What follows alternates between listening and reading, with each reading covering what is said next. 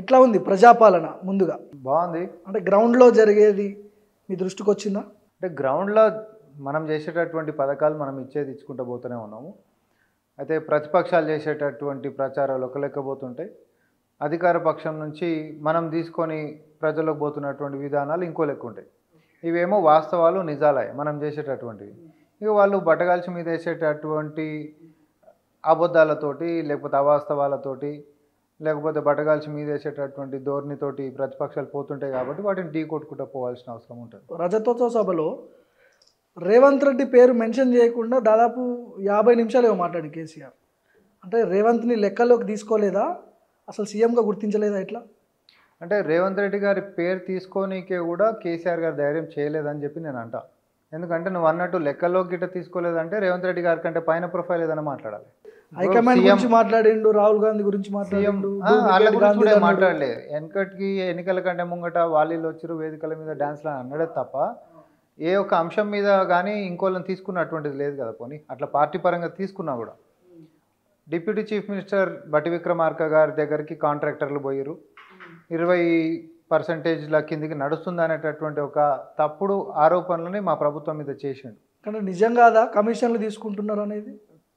ఇప్పుడు Bhargav last time ఇదే ఈయన కేసీఆర్ గారే ఆ వేదిక మీదకి పెద్ద మనిషి అయితే మాట్లాడిండో, ఆయన ముఖ్యమంత్రి లెక్క ఉంటున్నప్పుడు దళిత బంధు పథకం మీద వాళ్ళ సొంత పార్టీ ఎమ్మెల్యేలని నాకు అందరి సంగతి తెలుసు, ఎవరెవరైతే 30 నుంచి 40% వసూలు చేస్తారో అందరి లెక్కలు నా కాడు ఉన్నాయని చెప్పి అన్నాడు. అన్నడా లేదా?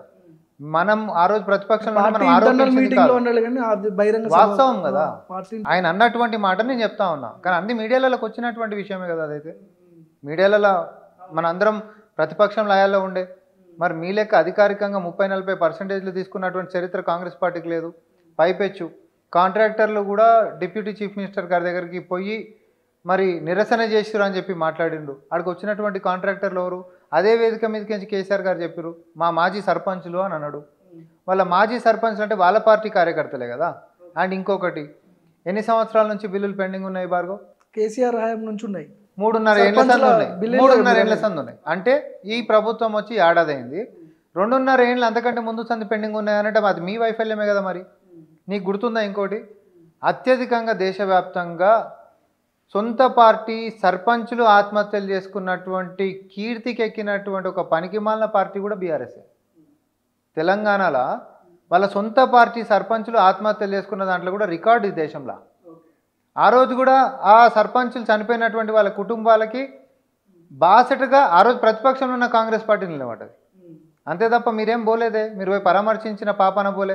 ఎన్నికల కంటే ముంగట అసెంబ్లీ సెషన్స్లలో లేదు వాళ్ళకి వేరే ఆర్థిక పరిస్థితులతో చనిపోయారు తప్ప ఈ బిల్లులకు పెండింగ్కి సంబంధించినటువంటిది కాదు, లేకపోతే ఆరోగ్య సమస్యలతో చచ్చిపోయారు అని చెప్పారు. ఒక ఎమ్మెల్యే మాట్లాడినుండే. అప్పుడు మనం దాన్ని నిజాలతోటి నువ్వు కూడా ఉండే, నేను కూడా ఉండే, అందరం చెప్పినాం, కుటుంబ సభ్యుల భార్యతో మాట్లాడిపించినాం. సరే, గత ప్రభుత్వంలో జరిగినటువంటి ఇది అనుకుందాం, తప్పు అనుకుందాం, వాళ్ళు బిల్లులు క్లియర్ చేయలేదు.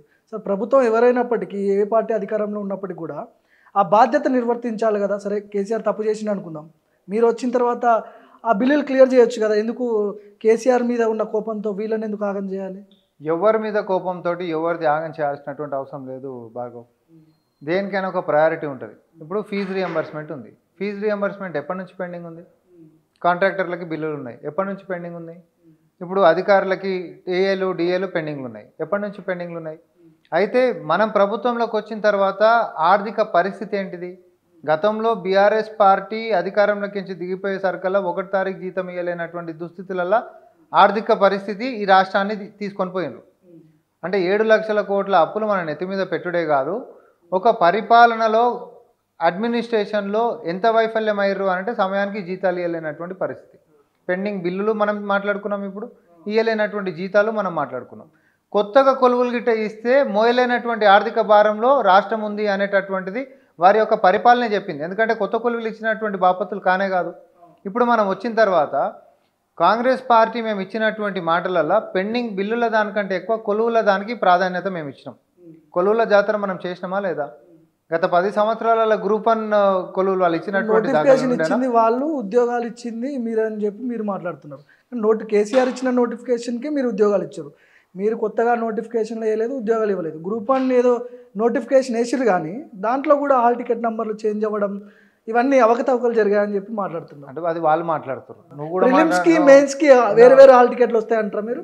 ఇప్పుడు ఒకటి చెప్పనా, కోర్టుకు పోయిర్రు, కోర్టుకు పోతే కోర్టుకు పోయిన వాళ్ళకి కోర్టు పెనాల్టీ వేసింది 20,000 రూపాయలు.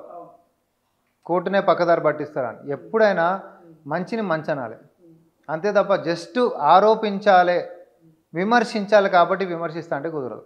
నోటిఫికేషన్స్ ఇచ్చినంత మాత్రాన కొలువులు ఇచ్చినట్ట. గత 10 ఏళ్ల సందికి నోటిఫికేషన్లు ఇచ్చిరాళ్ళు. కొలువులు ఎందుకు కాలే? కొలువులకి ఎందుకు టర్న్ కాలే? ఎందుకంటే నోటిఫికేషన్లలో లొసుగులు పెట్టేటోళ్ళు, ఆ లొసుగులను చూపించి కోట్లలో నాంచేటోళ్ళు, మళ్ళీ ఆ కోట్ల కారణాలు చూపించి కోట్లు ఆపేటివి, ఆ కోట్ల కారణాలు చూపించి కొలువు లేకుండా నోట్ల మన్ను కొట్టేటోళ్ళు. ఇదే కథ రిపీట్ అయింది గత 10 సంవత్సరాలు. కానీ ప్రజాపాలన వచ్చిన తర్వాత ముఖ్యమంత్రి రేవంత్ రెడ్డి గారు కోర్టుల్లో ఉంటున్నటువంటి చిక్కులను మొత్తం కూడా తీసేసి ఖచ్చితంగా కూడా నోటిఫికేషన్లు ఇవ్వాలి, తర్వాత ఎట్లాంటి ప్రాబ్లమ్స్ లేకుండా కొలువులు ఇచ్చేదాకా కూడా మన బాధ్యత. పిల్లలు చాలా సంవత్సరాలు టైం వేస్ట్ చేసుకున్నారు ఆల్రెడీ. ప్రభుత్వం మారినందుకు వాళ్ళ యొక్క ఆశలు చిగురించేటట్టుగా కొలువులు ఇచ్చే బాధ్యత మనం తీసుకోవాలనేటటువంటిది టాప్ ప్రయారిటీ పెట్టుకుంటూ అట్లా మేము కొలువులు ఇచ్చినాం. నిన్న ఉత్తమ్ కుమార్ రెడ్డి గారు పవర్ పాయింట్ ప్రజెంటేషన్ ఇచ్చిండు కాళేశ్వరం మీద. ఇక్కడ మొత్తం కాళేశ్వరంలో 1,00,000 కోట్ల అవినీతి జరిగింది, ఇది మొత్తం అప్పుల కుప్ప, దీన్ని బాగు చేయాలంటే ఇంకో 1,50,000 కోట్లు కావాలి. ఈ తప్పు చేసినందుకు కేసీఆర్ క్షమాపణ చెప్పాలంటుండు. కానీ అంటే క్షమాపణ చెప్తే సరిపోతుందా? మీరు అసెంబ్లీ ఎన్నికల టైంలో తెలంగాణ ప్రజలకు చాలా హామీలు ఇచ్చారు. ఈవెన్ 1,00,000 కోట్లు కక్కిస్తామన్నారు. దీనికి ఎవరైతే బాధ్యులు ఎర్రో వాళ్ళందరినీ జైల్లో పెడతామని చెప్పి మీ ముఖ్యమంత్రి అప్పుడు పిసిసి అధ్యక్షుడు ఉన్నప్పుడు చెప్పింది.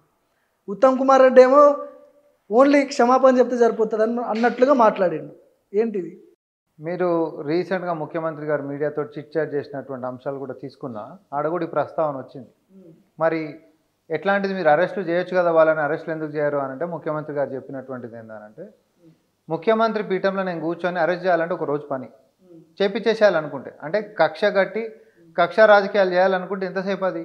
కానీ చట్టం అనేటటువంటిది ఒకటి ఉంది, రాజ్యాంగంలో చట్టం అనేటటువంటిది ఉంది. ఆ చట్టాన్ని మనము ఫాలో కావాల్సినటువంటి వ్యక్తులల్లా రాష్ట్రంలో ఆయన మొదటి వ్యక్తి అయి ఉండాలి. సో చట్ట ప్రకారంగా చర్యలు తీసుకోవడానికి దాంట్లో మేము వెనకకు పోవట్లేదు. చట్ట ప్రకారంగా చర్యలు తీసుకోవాలంటే దేనికైనా కూడా ఒక ప్రొసీజర్ ఉంటుంది. ఇప్పుడు పీసీ కోర్స్ కమిషన్ వేసిండ్రు, కమిషన్ రిపోర్టు ఎన్డీఎస్ఏది వచ్చింది, నిన్న పవర్ పాయింట్ ప్రజెంటేషన్ దాని మీద పెట్టినాం. అది రాష్ట్ర ప్రభుత్వానికి కాదు కదా, national dam safety authority report వచ్చినటువంటి దాంట్లో అసలు ఫస్ట్ కెంచి కూడా జియో టెక్నికల్కి సంబంధించినటువంటి ఇష్యూస్ కెంచి మొదలు పెట్టుకుంటే ఆపరేషన్స్ అండ్ మెయింటెనెన్స్ దాకా కూడా మొత్తం డొల్లతనమే. అసలు డిపిఆర్లో చెప్పినటువంటి జాగా ఒక కాడ, తర్వాత అన్నారం సుందిల్లాని జాగా మార్చి కట్టింది ఇంకో కాడ. నాకు అర్థం కాని విషయం ఏంటంటే, ఇక్కడ మేడిగడ్డ, అన్నారం, సుందిల్లా ఈ మూడింటి మీదనే విచారణ జరుగుతుంది. మొత్తం కాళేశ్వరం మీద ఎందుకు విచారణ జరగట్లేదు? అంటే మెగా కృష్ణారెడ్డి ఉన్నాడు దాని వెనక అని చెప్పి చాలా మంది ఎవరు కట్టిర్రు అనేటటువంటి తర్వాత వస్తుంది. ఇప్పుడు ఎట్లుంటుంది అంటే భార్గవ్, ప్రభుత్వం నేను పలానా ప్రాజెక్ట్ కట్టాలనుకుంటున్నా, నాకు ఇంత కెపాసిటీది కావాలి, నాకు ఈ కన్స్ట్రక్షన్ కావాలి, నాకు ఈ క్వాలిటీ కావాలి, దానికి ఇంజనీర్లు లక్షల రూపాయలు నెలలకి జీతాలు ఇచ్చుకుంటా పెంచి పోషిస్తున్నటువంటి ఇంజనీర్లు విభాగాలు ఇవన్నీ ఉన్నాయి కదా, ఇంజనీరింగ్ చీఫ్లు, అంతమంది దాన్ని మానిటర్ చేసుకుంటా కూడా కుప్పకూలిపోయింది అని అంటే, ఇంతమంది కూడా ఇప్పుడు తొవ్వినా కొద్దిగా లొసుకులు మాత్రమే బయటకు వస్తూ ఉన్నాయి.